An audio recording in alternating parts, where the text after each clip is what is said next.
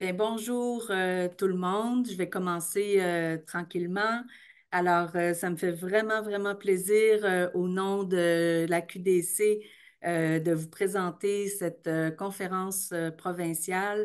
Je m'appelle Sylvie Baudouin, je suis animatrice, mais aussi membre de la QDC. Je suis en très bonne compagnie aujourd'hui. J'ai Cindy Girard qui est aussi membre de la QDC qui va m'accompagner pour la technique aujourd'hui. Mais on est là pour vous présenter deux personnes formidables, nos deux conférencières. Donc, se mobiliser pour prendre soin de soi.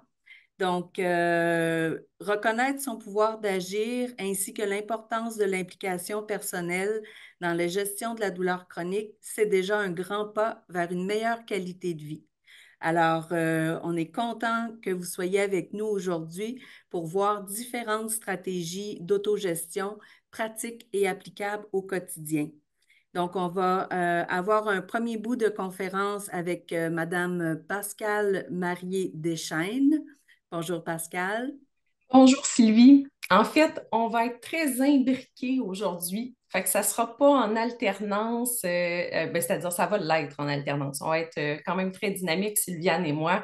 Puis on s'est pas divisé là, la tâche, on a vraiment travaillé ça en équipe. Ben, c'est merveilleux, ça va être encore plus fluide et puis plus intéressant pour tout le monde. Alors, bonjour Sylviane. Bienvenue à cette conférence provinciale et merci à vous deux surtout d'avoir accepté de partager vos contenus avec nous. Donc, Pascal, ben, je te cède la parole et bonne conférence à tous. Merci beaucoup. Merci Sylvie. En fait, je vais donner la parole à Sylviane pour commencer, puis je vais enchaîner ensuite. Je vous reviens dans quelques petites minutes. Alors, bonjour, je m'appelle Sylviane Langlois. Je suis physiothérapeute à l'Institut universitaire en santé mentale de Québec depuis déjà 23 ans. Donc, j'ai beaucoup d'intérêt pour le lien entre la santé mentale et la santé physique. Mais je suis aussi une personne qui vit avec de la douleur chronique depuis 7 ans suite à un accident qui a nécessité une chirurgie au dos. Après presque 4 ans d'arrêt de travail, de divers échecs et réussites, mais je suis maintenant, comme j'aime bien dire, Sylviane 2.0, avec une qualité de vie quand même satisfaisante, puis de nouveau remplie de projets. Bon, je suis un petit peu nerveuse, mais je suis quand même bien heureuse de venir partager humblement mon cheminement avec vous. Merci. Puis je vais faire du pouce sur ce que Sylviane a dit. En fait, avant d'être atteinte de douleurs chroniques, Sylviane était quelqu'un de très, très, très active. La raison pour laquelle j'avais vraiment envie de collaborer avec elle aujourd'hui dans le cadre de cette conférence, c'est que justement, des fois, c'est peut-être pas un point, pas nécessairement un point de vue, mais un profil qui est suffisamment mis de l'avant. Puis je l'ai vu à travers un projet de recherche, comme quoi il y a des gens qui ne savaient pas trop nécessairement comment s'orienter quand justement ils avaient un profil d'activité qui était supérieur à la moyenne avant d'être atteints de douleurs chroniques. Donc, merci Sylviane d'être avec moi, là. C'est vraiment un plaisir. Vous allez le découvrir là, dans les prochaines minutes, mais c'est vraiment quelqu'un de très intéressant à avoir avec nous. Alors, je m'appelle Pascale Marié-Deschaines. J'ai un doctorat en sciences cliniques et biomédicales. Puis, à travers mon doctorat, j'ai développé avec plusieurs parties prenantes, dont des personnes qui vivent avec de la douleur chronique, puis des professionnels de la santé, un programme d'autogestion de la douleur chronique qui s'appelle Agir pour moi. On va vous le présenter très brièvement tout à l'heure, en fait, là, mais l'idée, c'est de parcourir avec vous certaines des stratégies d'autogestion qui sont, entre autres choses, présentées dans Agir pour moi. Alors, je vous présente mon écran. Voilà. Alors, bienvenue à la conférence avec nous. Euh, on a comme plan de match aujourd'hui de regarder de prime abord très brièvement en quoi ça consiste une gestion partagée de la douleur chronique. Ensuite, on va enchaîner avec une description puis des exemples d'autogestion, de stratégies d'autogestion. On va regarder les effets potentiels sur un plan très personnel avec Sylviane, mais également à travers la littérature. Puis on va regarder aussi ce que les gens qui ont participé à un de mes projets de recherche ont témoigné comme effet dans leur vie, en fait, dans le fait d'appliquer des stratégies d'autogestion. Je vais vous présenter brièvement Agir pour moi, mais soyez sans crainte, en fait, si vous n'en avez jamais entendu parler, c'est un programme qui est disponible gratuitement, donc vous allez avoir l'occasion d'y avoir accès quand vous le souhaitez à partir de votre domicile. Et on va enchaîner avec une période de questions avant de conclure. Les objectifs de la présente rencontre sont très en lien avec ce que je viens de vous dire, donc reconnaître l'importance de l'implication personnelle dans la gestion de la douleur chronique, ensuite explorer des stratégies puis être capable d'identifier les effets et savoir où trouver des ressources en ligne fiables et pertinentes.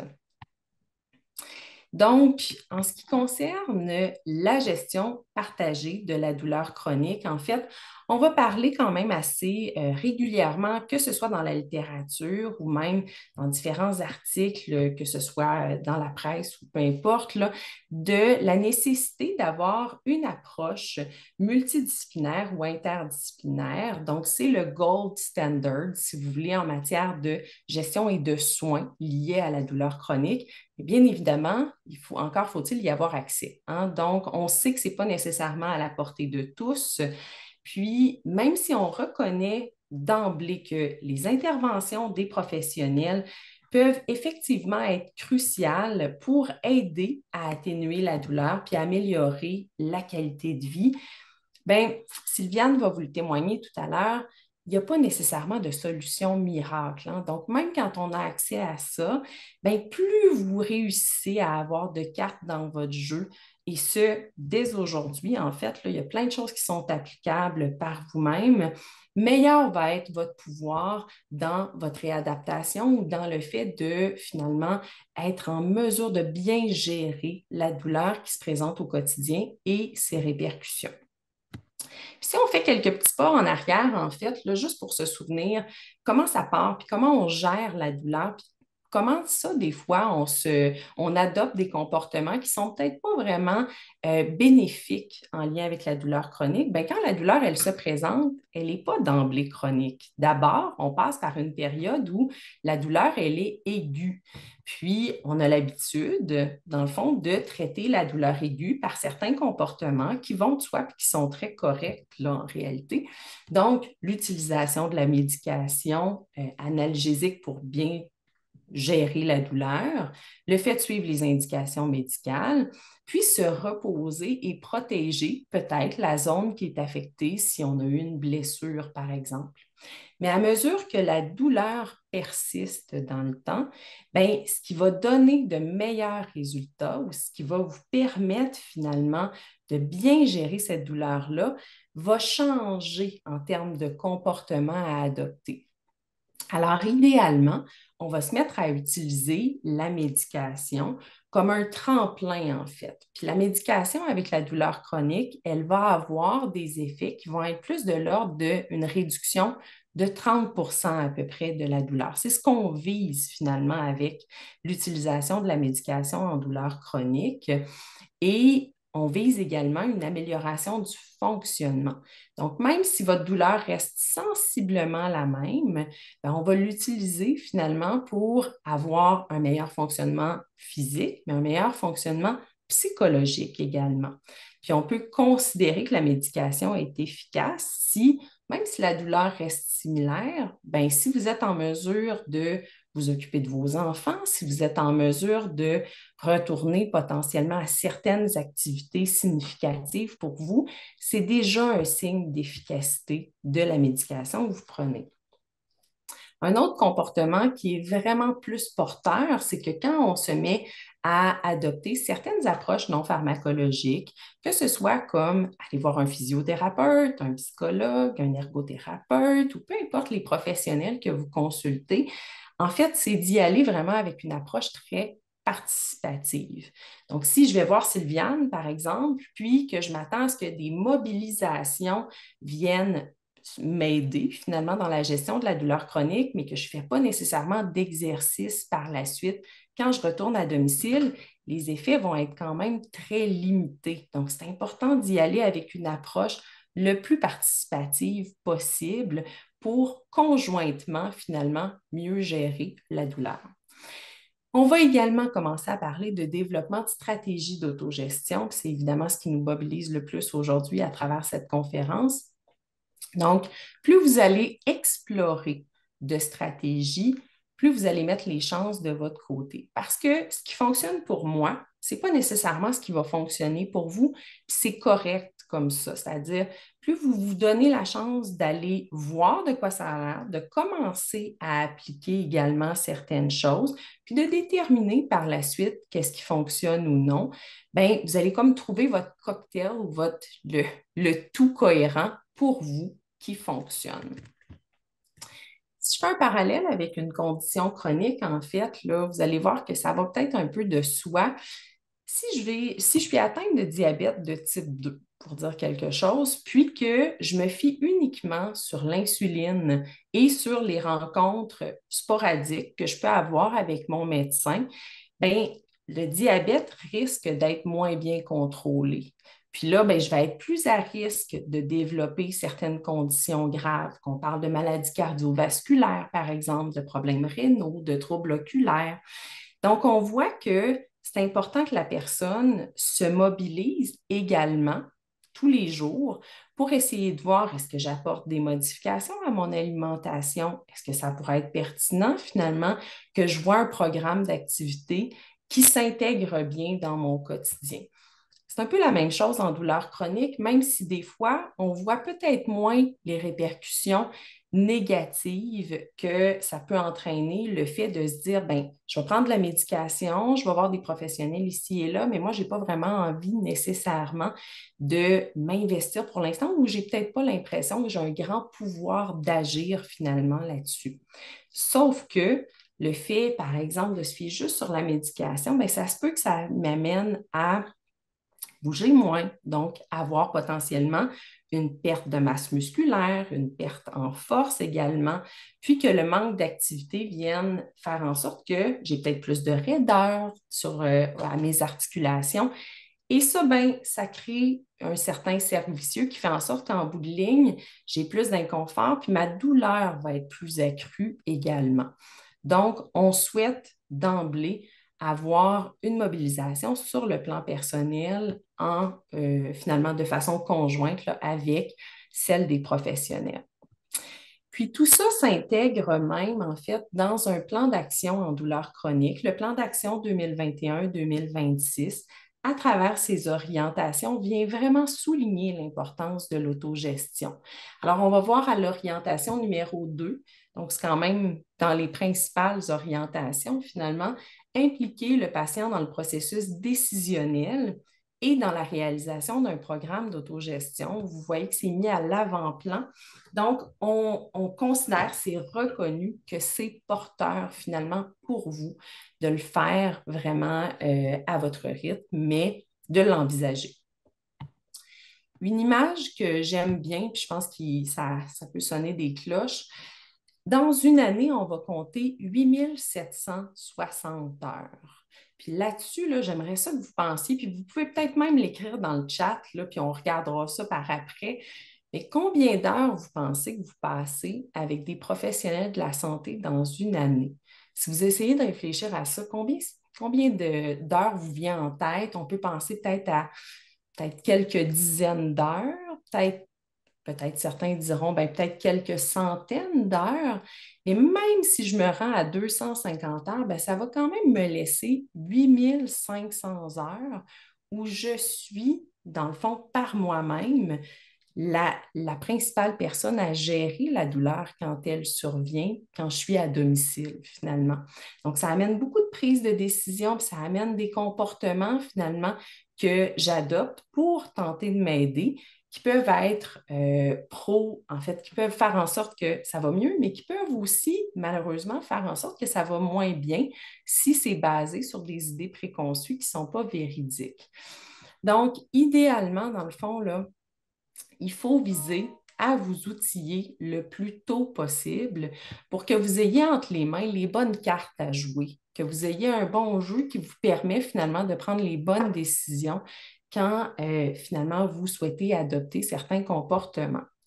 Donc, Sylviane, en fait, quand on a commencé à s'en parler, on se disait, outiller plus tôt, mais outiller également tout le monde. Ben oui, en fait, parce que peu importe la profession, tu sais, moi, le fait d'être physio, surtout en santé mentale, ben ça m'a donné l'impression que j'avais quand même tous les outils pour bien gérer ma réadaptation.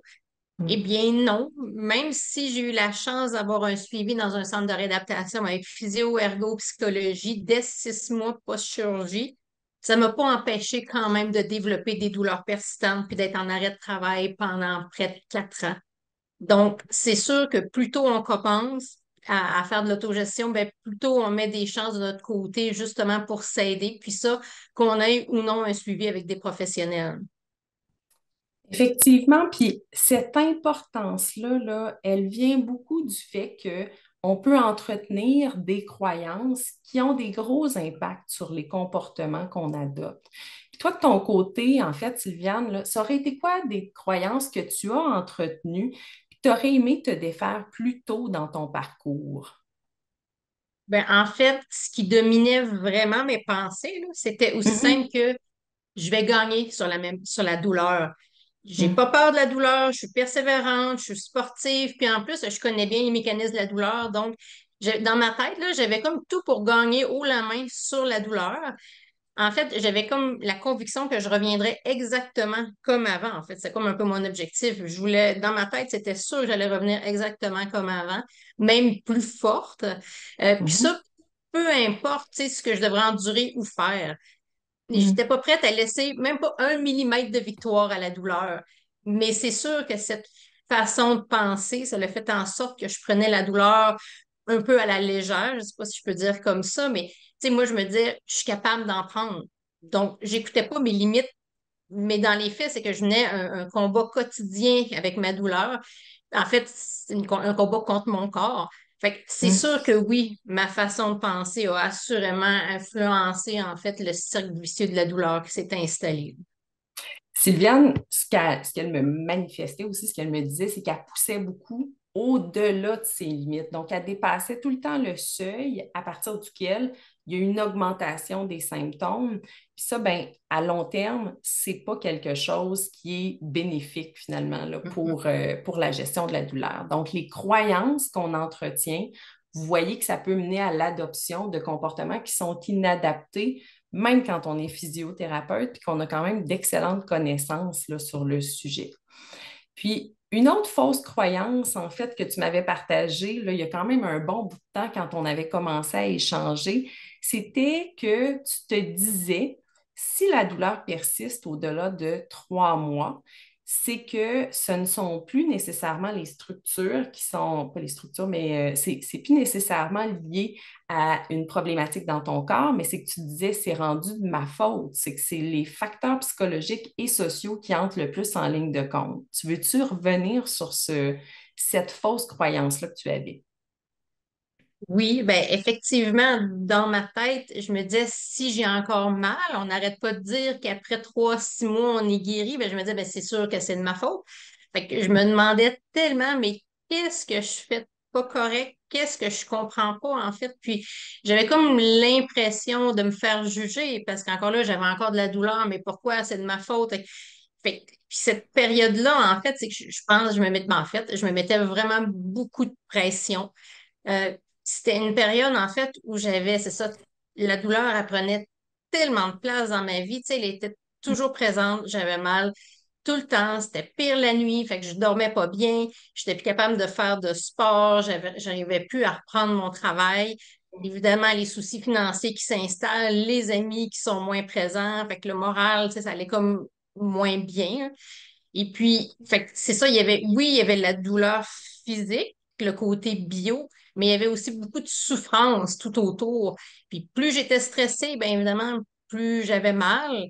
Puis si je réussissais pas à reprendre mon travail, tu sais, ça, c'était comme mon idée que je ruminais parce que c'était comme ma plus grande peur.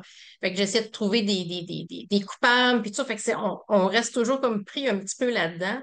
Puis surtout, tu sais, c'est ça, je comprenais pas pourquoi j'y arrivais pas. Puis la goutte qui a fait déborder le vase, ben, en fait, c'est que j'ai eu une infiltration, ben, j'en ai eu plusieurs, mais dont une qui a vraiment empiré la douleur. Puis là, à ce moment-là, c'est comme mon image, mon dos, il a hurlé sa douleur. Tu sais, je me souviens de m'être dit, là, c'est fini, je laisse mon dos tranquille, là, il n'est plus capable d'en prendre. Fait que si je reprends un peu l'image de mon combat interne, c'est comme s'il y avait moi, mon esprit, ma personnalité Sylviane 1.0, qui voulait être comme avant, être prête à faire tous les efforts pour y arriver, mais de l'autre côté, il y avait mon corps qui, lui, il était plus capable de me suivre. C'était un petit peu ça, mon combat. Puis j'ai graduellement compris qu'il fallait que j'arrête de me battre contre la douleur, de faire comme si elle n'existait pas, parce que lorsqu'on se retrouve seul avec la douleur, ben le physio, le médecin, ils sont pas là. Alors, pour mieux agir sur ma douleur, il a fallu que je joue sur plusieurs tableaux, pas juste la structure anatomique, c'est même quand j'ai décidé de la laisser tranquille que ça a comme commencé à s'améliorer. Donc, j'ai accepté qu'il y avait plusieurs choses, effectivement, que je ne contrôlais pas, puis que ce n'était pas de ma faute si j'avais encore mal. Mais par contre, il y avait quand même beaucoup de choses sur lesquelles je pouvais agir. Fait que j'ai développé des stratégies pour m'aider à gérer ma douleur. Puis avec le temps, ben, je me suis rendu compte que j'avais beaucoup plus de pouvoir que je le pensais. Puis c'est ça, en fait, le pouvoir de l'autogestion de la douleur. Effectivement, puis dans le fond, je trouvais ça intéressant dans nos échanges. À un moment donné, on en venait à se dire, tu sais, quand la douleur, elle est rendue chronique, là, trouver une cause finit par perdre un peu en importance, mais comprendre les mécanismes, finalement, s'avère très, très pertinent. Parce qu'il y a peut-être des gens qui sont présents aujourd'hui, mais qui vivent cette attente-là. Il y a beaucoup de gens, je pense, qui attendent qu'une cause exacte soit trouvée pour la douleur qui est ressentie, puis qui ont l'impression qu'à partir du moment où cette cause-là va être trouvée, bien, qu'il va y avoir là tout à coup une intervention pertinente qui va être apportée, puis que là, ils vont pouvoir en bénéficier. Mais on se rend compte que c'est pas toujours ça finalement. Là. Souvent, la cause exacte, elle n'est pas trouvée ou quand il y a des causes, parce que toi, il a fini par avoir certaines causes qui ont été identifiées, ça n'amène pas nécessairement une intervention qui est plus pertinente que l'autogestion finalement. Alors, exactement, mais c'est sûr que je pense que c'est comme un peu inné, que, tu sais, on a comme l'espoir que si on trouve la structure anatomique, ben, c'est sûr qu'ils vont trouver le traitement pour régler le problème. Puis, tu sais, dans mon cas, c'est ça, j'en ai passé beaucoup d'examens. Et puis, oui, évidemment, les examens sont bons pour ça, sont bons pour trouver des causes. Donc, moi, j'avais une fibrose sous-durale, j'avais une facette qui était non fusionnée. Bon, on parle pas de l'arthrose que j'ai développée, puis du disque. Fait que, tu sais, je me suis promenée d'un spécialiste à l'autre. On parle de chirurgie, finalement, pas de chirurgie. Puis, tu sais, pour que finalement, ce qui en est ressorti, les roulements de tambour, on est revenu avec un traitement conservateur. Fait que malgré Mhm. tous les examens, les structures trouvées, tu sais, le suivi avec le physio, il restait quand même pareil. Fait que mais tu sais, il faut quand même dire que j'ai encore le même dos avec le même diagnostic, mais actuellement, je pourrais dire que j'ai au moins 80% moins de douleur, puis 75% plus de fonction, puis ça, même si j'ai continué de vieillir, là. Mhm. Mhm. Définitivement. Donc, je pense que ça met un peu la table à bien définir l'autogestion. En fait, on en parle un peu depuis tout à l'heure, mais l'autogestion, c'est quoi? En fait, l'autogestion, pour moi, c'est deux choses. C'est un processus, puis c'est un résultat. En termes de processus, dans le fond, on a l'ORIG en 93 qui disait que l'autogestion, c'est l'apprentissage et la pratique des compétences nécessaires pour mener une vie active et émotionnellement satisfaisante face à une condition chronique. Ce que je trouve intéressant dans cette définition-là, c'est que ça met vraiment l'accent sur l'apprentissage. Hein. Ce n'est pas quelque chose d'inné, c'est quelque chose qu'il faut intégrer graduellement dans notre quotidien, mais c'est normal que ça prenne du temps. Puis des fois, là, on a des habitudes de vie qu'on a depuis 10, 15, 20, 25 ans, 30 ans. Donc, ce n'est pas facile de modifier finalement ces comportements-là ou d'en adopter de nouveaux. Ça nécessite beaucoup de pratique, puis c'est normal, c'est la même chose pour tout le monde. Puis Barlow va ajouter finalement en 2022 que c'est aussi la capacité. Donc là, on est plus on arrive à l'aboutissement, donc c'est un résultat. La capacité individuelle à gérer ses symptômes, les traitements, les conséquences physiques et psychosociales. de même que les changements de mode de vie inhérents à la pratique avec une maladie chronique. Jusqu'à un certain point, j'oserais dire qu'on n'en a jamais vraiment fini avec l'autogestion. Tu sais, on ne peut pas se dire, ah ben là, finalement, j'ai réussi mon autogestion. Fait que je mets ça de côté. C'est quelque chose que l'on doit entretenir sur le long cours. Il faut vraiment le voir comme quelque chose qu'on fait pour soi à long terme. Puis, il y a des choses qui peuvent nous aider, en fait, à pratiquer l'autogestion, dont certains programmes d'autogestion, comme Agir pour moi, qui va être présenté tout à l'heure. Puis ces programmes-là, souvent, ce qu'ils vont offrir, c'est un contenu qui est structuré. Donc, c'est comme si vous embarquez dans une démarche qui a été planifiée clairement, finalement, puis où on vous invite à jouer un rôle actif, puis on va acquérir des compétences à appliquer au quotidien. Donc, c'est un peu la distinction versus je vais voir sur Internet, je consulte certaines pages d'information.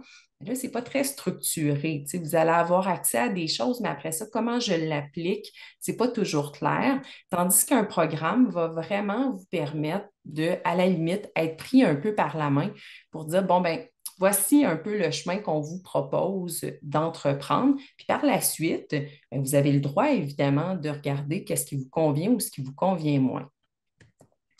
En termes d'acquisition de compétences, ben, on va parler de résolution de problèmes, hein. Sylviane l'a mentionné tout à l'heure. Quand on a très, très mal la nuit, par exemple, ben, le physio ou le médecin n'est pas là à côté de nous pour nous dire voici ce que tu devrais faire. Puis souvent, ben, c'est dans ces moments-là qu'on est le moins en mesure de bien réfléchir, hein. Tout nous semble plus gros la nuit. On a tendance à avoir un petit peu plus de difficultés à être objectif face à la situation. Donc, la résolution de problèmes, la prise de décision, c'est quelque chose qui est très important en autogestion. Le fait de se fixer des objectifs puis de les suivre sur le long cours, ce qui nous permet de vraiment voir comment ça s'améliore, comment ça évolue, est-ce qu'il y a des choses qui ne nous conviennent pas, est-ce qu'on doit ajuster le tir. Donc, tout ça, c'est bien important. Puis, de le noter en ayant vraiment des objectifs qui ne sont pas juste atteignables, mais qui nous permettent aussi d'évaluer justement où on en est. Le renforcement de la confiance en sa capacité d'agir, je pense qu'il y a des gens qui peuvent à la fois voir ça comme étant simple et comme étant une montagne en même temps. Puis ça, je pense que c'est très, très normal, en fait, là. Donc, ça nous permet justement, par le fait de se fixer des objectifs, qui sont gérables, je vous dirais, là, ben, on peut aller vivre des petites victoires, des réussites à travers tout ça qui, de brique en brique, nous permettent justement de renforcer la confiance qu'on peut avoir en sa capacité d'agir, puis l'évaluation des résultats. Il y en a plein d'autres, hein, des compétences que l'on peut acquérir, mais je vous dirais que celles-là, ce sont comme les principales sur lesquelles on travaille. Donc là, on va embarquer dans en quoi ça peut consister. Il y a plusieurs stratégies d'autogestion qui vont vous être présentées. Là, je vais les aborder avec Sylviane et ce sont celles principalement qu'on va retrouver dans le programme Agir pour moi. Donc, l'éducation sur la douleur, c'est une des premières, finalement, stratégies parce que en comprenant mieux les mécanismes, bien, assurément, vous êtes plus en mesure de cibler les comportements qui sont adéquats ou non. Donc là, on vous a remis le modèle biopsychosocial, mais bien évidemment, ça va très au-delà de ça. Toi, de ton côté, Sylviane, je pense que tu as fait beaucoup d'apprentissage en lien avec l'éducation sur la douleur. Veux-tu ajouter un petit quelque chose là-dessus? Ben, une des choses, en tout cas, que moi, ça l'a beaucoup changé dans ma perception, en fait, c'est quand j'ai comme compris qu'on avait notre propre pharmacie interne d'antidouleur. Donc, comme je disais, j'avais comme laissé la structure anatomique de côté, mais je me suis dit, je vais aller travailler tout ce qui est autour. Ben, en fait, le fait d'acheter des activités qui me font du bien, qui sont significatives, secrètent des bonnes hormones que moi j'appelle qui aident à diminuer la douleur. Mais évidemment, il faut que ça soit fait de façon graduelle et en respectant la douleur. Donc, fait que c'est ça. Fait que moi, en travaillant, en ajoutant des activités qui étaient significatives pour moi, ben, j'ai vu que ça m'aidait vraiment beaucoup à mieux gérer ma douleur. Effectivement. Un autre élément, voilà, je passe un petit peu trop vite. Je reviens, 3 secondes. Un autre élément qui peut être vraiment pertinent, en fait, ce sont les activités de mieux-être. Donc là, ici, je vous montre un petit vidéo de cohérence cardiaque. Et des activités de mieux-être, il y en a vraiment plusieurs que l'on peut adopter, que ce soit de la respiration, de la méditation de pleine conscience. Sylviane, toi, de ton côté, qu'est-ce qui a été le plus porteur en termes d'activités de mieux-être? Surtout au début, là, comme mon système était tellement douleur qu'il a vraiment fallu que je retrouve un peu mon calme intérieur pour essayer de calmer un petit peu mon système. Puis ça, c'est vraiment la méditation puis les exercices respiratoires qui, moi, m'ont vraiment aidé le plus. Puis d'ailleurs, j'en fais encore. Puis une chose aussi qui était super importante pour moi, c'était d'aller dehors, il fallait Mm. comme que je me change les idées puis marcher dehors. Puis là, j'ai graduellement mis un peu de pleine conscience dans mes marches extérieures parce que c'est là que ça, en fait, ça m'aidait d'arrêter de ruminer. Ça m'aidait à me détourner un petit peu de la douleur. Puis c'est comme une façon pour moi de mettre un petit peu de bonheur dans mes journées. Mais tu sais, je le sais que des fois, c'est pas toujours facile, puis qu'il y a des moments, on dirait qu'il n'y a rien qui nous tente. Puis moi, il y a une période où c'était vraiment lourd. Puis il y avait une de mes physios à l'époque qui me suivait, puis elle m'avait conseillé de regarder juste des petites vidéos drôles de chats. Donc, ça m'avait fait sourire un petit peu, mais tu sais, c'est juste pour montrer à quel point tu sais, que je partais de loin. Puis, tu sais, je l'ai fait. Puis de mettre des activités qui m'ont fait du bien, ben graduellement, ça m'a aidé à sortir de ma période difficile. Puis tu sais, c'est autant physique que psychologique, là. Fait que je pense qu'il y a beaucoup de choses qu'on peut pas contrôler, mais on peut quand même, tu sais, on a le pouvoir d'essayer d'améliorer notre journée justement en mettant des activités qui sont des activités de bien-être, qui sont significatives Effectivement. pour nous. Ça fait un peu le pont avec le pacing qui inclut également le fait de justement penser à ajouter des activités agréables à travers notre journée. Le pacing, en fait, là, puis je m'excuse, il n'y a pas une très bonne traduction du mot Hmm. pacing, donc on maintient le mot en anglais. Ça veut un peu dire gestion de l'énergie. C'est un, disons que c'est pas vraiment important en fait le terme approprié, mais c'est une stratégie qui va englober plusieurs choses. De prime abord, l'ajustement et le fractionnement de nos activités, puis la planification dans le temps. Donc, ça veut dire de prendre certaines tâches qui peuvent être très énergivores, par exemple, et d'accepter de les fractionner en plus petites bouchées qui sont plus gérables.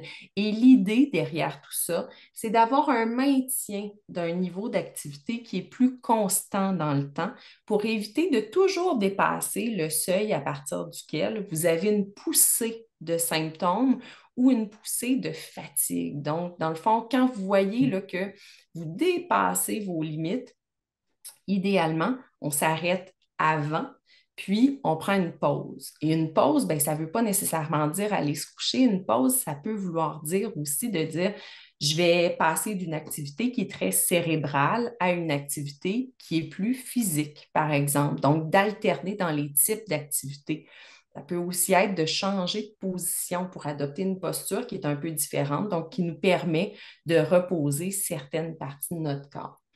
Ça implique l'acceptation, en fait, des capacités actuelles pour dire, bon, je suis réaliste dans le nombre de temps que je pense être capable de faire une tâche, puis je vais accepter de prendre une pause. Mais l'idée derrière tout ça, c'est de regagner finalement en fonctionnement. Alors, on va augmenter graduellement le temps d'exposition à certaines activités. C'est quelque chose qui n'est pas facile à faire. Je vous dirais, là, ça, c'est un des gros, gros morceaux. Puis, il ne faut pas se décourager. Sylviane, de ton côté, je pense que tu as eu à travailler ça beaucoup. Beaucoup, effectivement. Ben, comme je vous explique un petit peu, c'est suite, je pense, à l'infiltration. C'est que là, à un moment donné, là, c'était trop. Puis c'est Mhm. vraiment à ce moment-là que j'ai comme décidé d'ouvrir une espèce de dialogue avec mon corps. C'est comme ça que je l'ai décrit. Parce que je me suis comme dit, ben, dans ma vie actuelle sur Terre, je n'ai qu'un corps. Et c'est celui-là. Il est peut-être pas comme je voudrais, ça, il est pas arrivé, tu sais, j'ai pas pu contrôler ce qui lui arrivait, mais c'est lui que j'ai actuellement, puis je vais l'avoir jusqu'à la fin. Donc, j'avais comme besoin de faire la paix avec lui. Donc, il y avait comme, parce que c'est comme si d'un côté, il y avait la volonté de ma tête, puis les capacités de mon corps, mais il y avait un énorme écart entre les deux. Donc, ce qui a été important, moi, dans mon cheminement, c'est quand j'ai décidé de faire équipe avec mon corps. Fait que j'ai comme fait un pacte avec lui, puis je lui ai dit, ben écoute, d'accord, je vais écouter davantage les signaux, mais par contre, toi, de ton côté, tu sais, laisse-moi reprendre doucement des activités. Puis, tu sais, la pleine conscience, c'est quelque chose qui m'a énormément beaucoup aidé à apprendre à m'observer. Mhm. Puis, puis tu sais, dans les creux les plus difficiles, là, quand ça allait vraiment pas, c'était de se rattacher, tu sais, comme à mes valeurs qui étaient comme les plus puissantes pour moi. Puis, tu sais, moi, c'était mes enfants. Fait que même si tout était difficile, en fait, je m'obligeais à mettre mon cadran le matin pour aller porter un de mes fils à l'école, même si j'étais capable d'y aller à pied. Mais moi, c'était important de me lever le matin, de passer du temps avec lui puis de me sentir aussi un peu utile. Puis mon deuxième défi de la journée, ben, c'était en fait de préparer le souper. Parce que bon, pour mon dos cuisiner, là, c'est très difficile. Fait que j'ai commencé par des galettes. Là, j'en trouve ça drôle parce que mes garçons iraient encore. Parce que juste préparer les galettes, les mettre au four, il fallait que j'aille me coucher. Fait que là, je sais pas combien de galettes qui ont brûlé parce que j'étais pas capable de rester à côté pour les vérifier. Mais bon, mais tout ça pour dire que j'ai persévéré parce que c'était ça comme dans mes priorités. Puis finalement, tu sais, évidemment, je me suis améliorée. Puis l'heure du souper, tu sais, c'est un petit peu ma récompense, là. C'est bon. Est-ce que tu penses que c'est possible d'être trop proactive à travers tout ça? Ben, je pense que vous avez vu un petit peu, là, mais moi, après ma chirurgie, mon objectif, là, j'étais encore là, à l'hôpital, puis mon objectif, c'était d'envoyer une photo à mon chirurgien de moi avec mon prochain marathon. Je voulais, comme dans ma tête, lui montrer, regarde, tu vois, là, je suis capable encore de courir. Mais c'est sûr qu'avec mes croyances qui étaient tu sais, que la douleur ne gagnera pas, ben oui, là, je pense que je faisais tout ce qu'il fallait, mais beaucoup trop, là. Fait que, il y avait, dans ma perception des choses, il fallait que je fasse ci, il fallait que je fasse ça, parce que moi, mon objectif, c'était de recourir un marathon.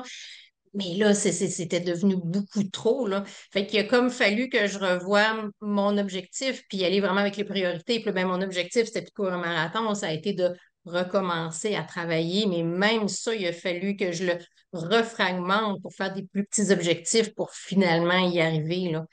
Donc, fait que oui, effectivement, là, je pense qu'on peut tu sais, on peut en faire trop, mais c'est comme on dit, tu sais, trop, c'est comme pas assez, là. L'objectif, c'est de trouver l'équilibre. Effectivement. Puis, toi qui étais justement très, très, très active, mais qui a réussi à reprendre l'activité physique, ça serait quoi ton meilleur conseil pour des gens qui, justement, envisagent soit de reprendre l'activité, d'ajuster peut-être leur niveau d'activité présentement? Qu'est-ce que tu leur transmettrais comme message?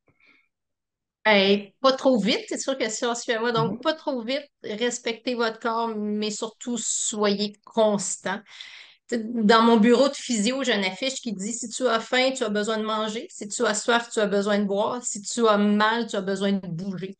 Fait que c'est sûr que ça fait longtemps que moi, je suis convaincue que l'activité physique est importante, mais effectivement, il y a une façon de faire. Puis moi, j'en ai fait des faux départs, là. J'avais recommencé à monter des montagnes, à courir, mais si la douleur reprenait toujours le dessus, j'ai dû faire au moins 4-5 faux départs parce que j'allais trop vite.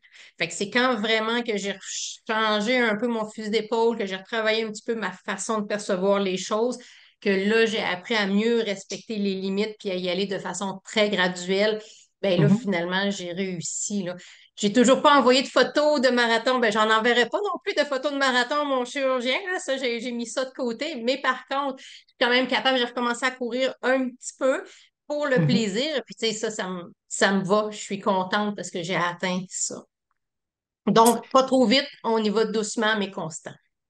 Excellent. C'est parfait. Ah oui, ça, c'était le début d'une des petites vidéos que vous retrouverez dans Agir pour moi. Il y a un autre élément, en fait, là, qui est plus en lien avec la psychologie. Donc, une des stratégies qui peut être recommandée, c'est le recadrage cognitif.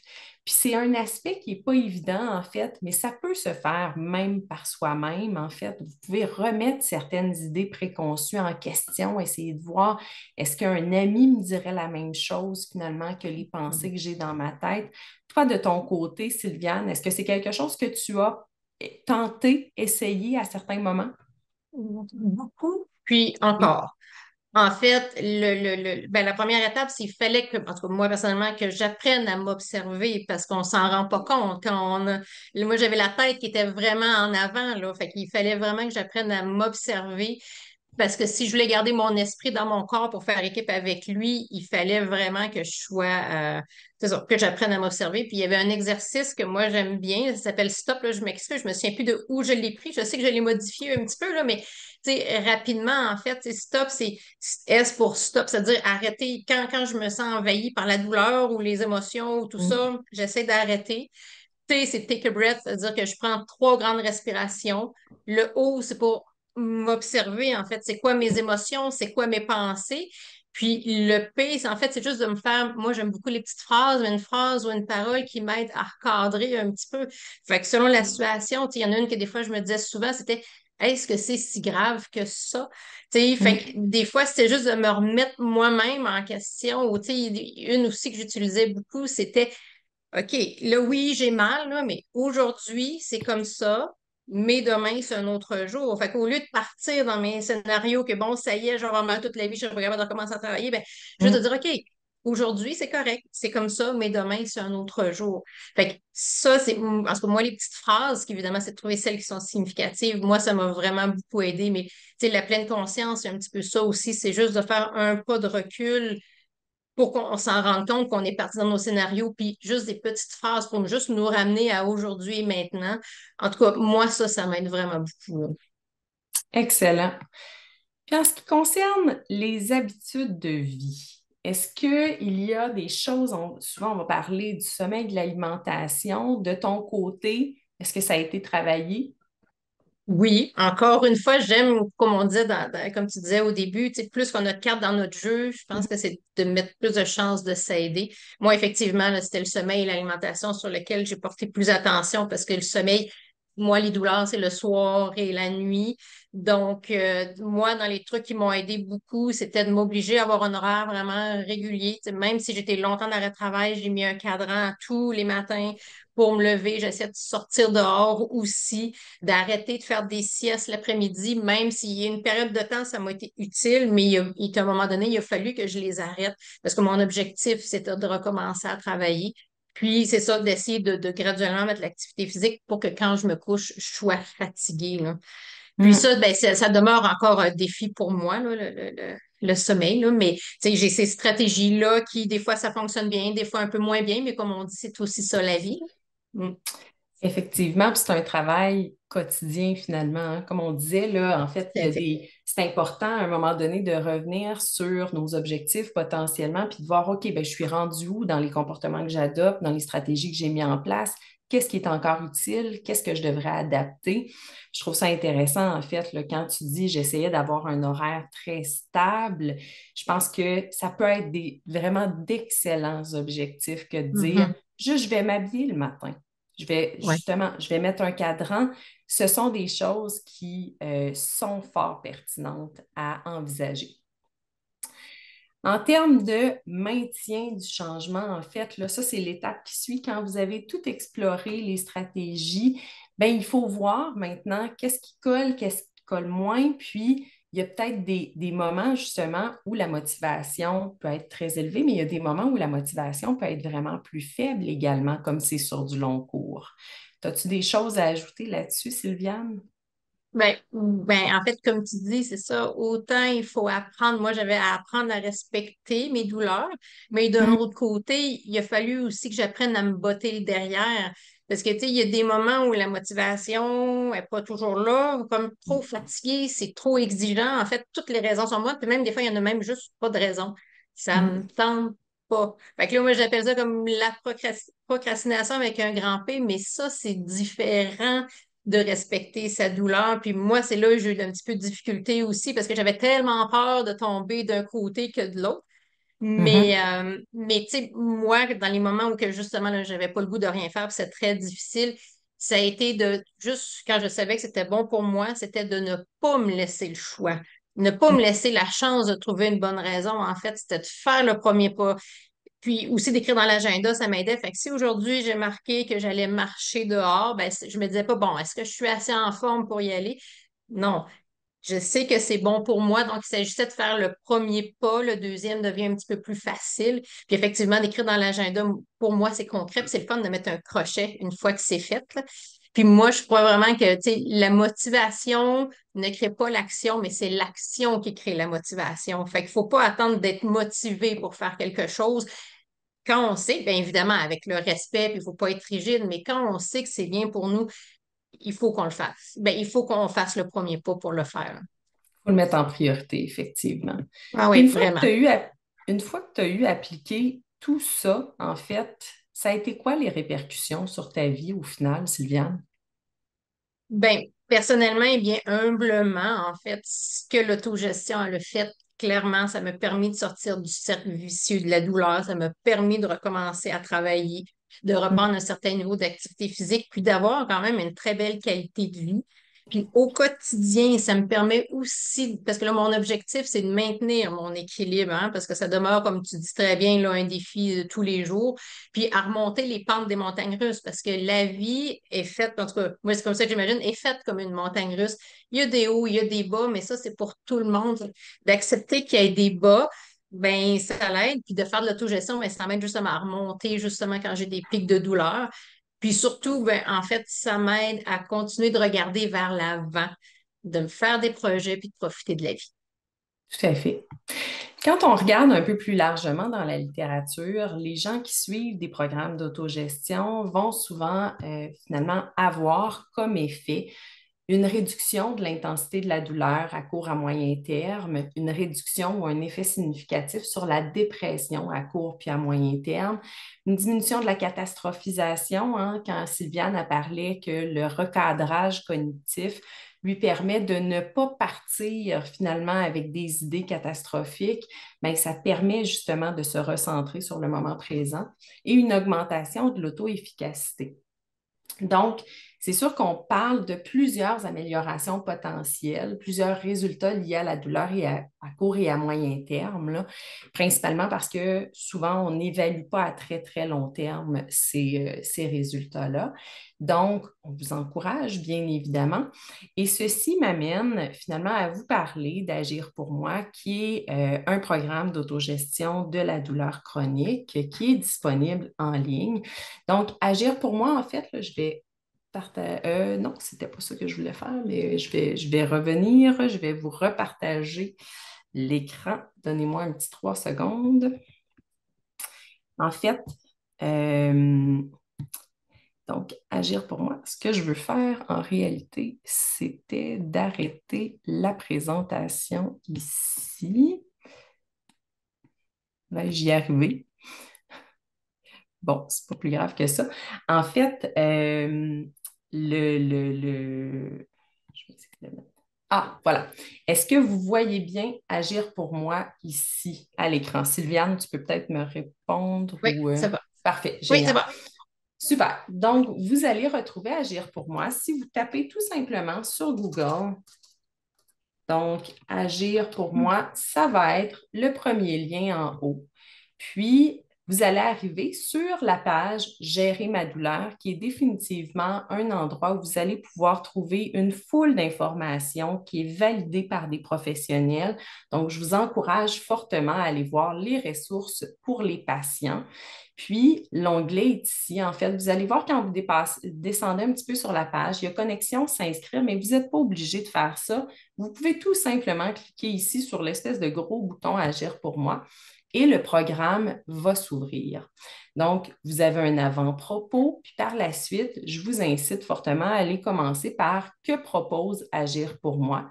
Et vous allez voir qu'il y a plusieurs vidéos, le contenu est narré, donc vous pouvez écouter le contenu si vous préférez. Puis, vous avez tout simplement à suivre les consignes. En fait, là, vous cliquez sur le bouton Continuer quand il se présente et vous avez des témoignages qui sont inclus également à travers le programme. Ne faites pas, en fait, ne sautez pas par-dessus la semaine 1. S'il y en a une qui est très, très, très importante, c'est celle-là. Et vous allez voir dans Êtes-vous prêt pour l'autogestion? on vous invite à télécharger un plan personnel que vous allez pouvoir enregistrer sur votre ordinateur. Donc, le voici en fait, là, Agir pour moi. Et c'est un contenu que vous allez pouvoir modifier. On va vous demander finalement plusieurs questions de réflexion et ça accompagne finalement le programme. Donc, dans le fond, je ne vous en glisse pas nécessairement un mot plus que ça. Je reviens à la présentation, mais ça vous donne vraiment une bonne idée. Là, ici, on a même Natacha, finalement, qui va parler justement de l'impact que les étirements ont sur elle. Donc, elle mentionne de quelle façon elle s'y est prise, puis c'est quelque chose que je vous incite vraiment à regarder.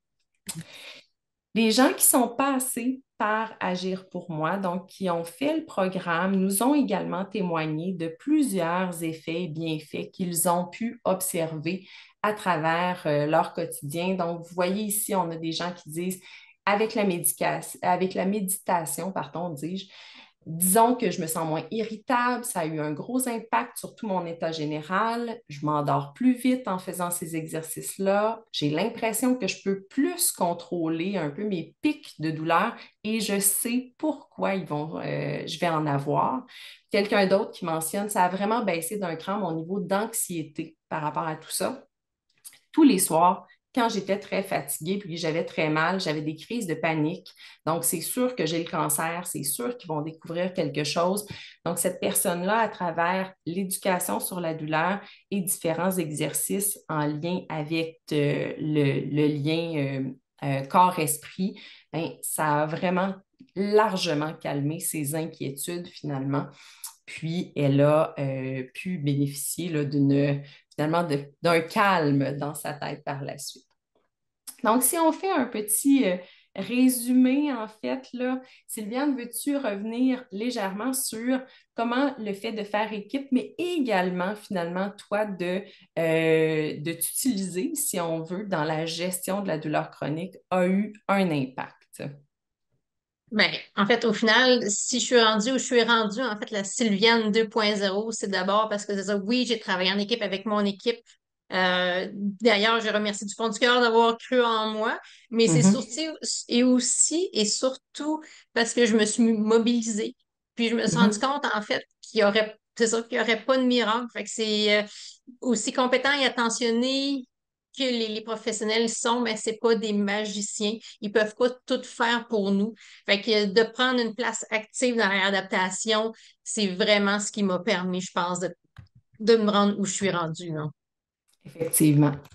Ça permet d'apprivoiser la douleur. Donc, bien Mhm. évidemment, on vous suggère fortement d'aller voir les ressources qui sont offertes pour voir qu'est-ce qui pourrait vous convenir à vous.